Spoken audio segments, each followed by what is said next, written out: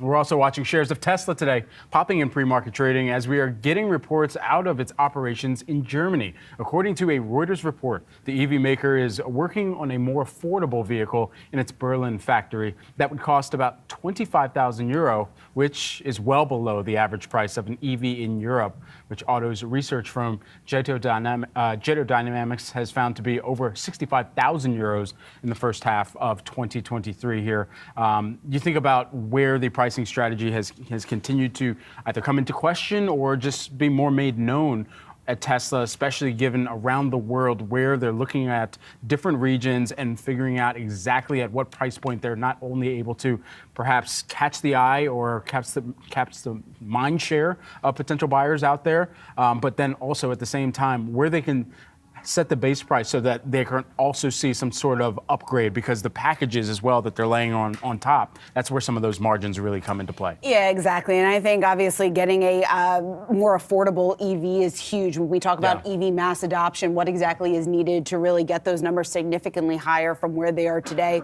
Many analysts that we have talked to, and even auto executives here over the last several months, going back several years, they talk about the fact that they need to make EVs a bit more affordable in order to really increase adoption numbers. So you take into account this potential price tag. If this report is correct here about Tesla developing a cheaper EV, would equate to just about $27,000 here in US dollars. That's considerably cheaper than what is on the market right now from Tesla. Taking a look at the Model 3 right now, and that starts just below 39,000. So obviously many of their cars, and that's the lowest end of their cars, right? So many of them are much more expensive. People certainly cannot afford it in this environment right now. And also coupling that with the higher rate environment obviously makes more expensive cars less affordable to more and more people. When you talk about exactly what needs to happen to get to that mass adoption, we know Tesla has time and time again laid out the fact that they are aiming to increase vehicle deliveries to 20 million by 2030. Yeah. They need a cheaper vehicle, you would think, absolutely, in order for that number to be attainable. So if this, in fact, is true, they are building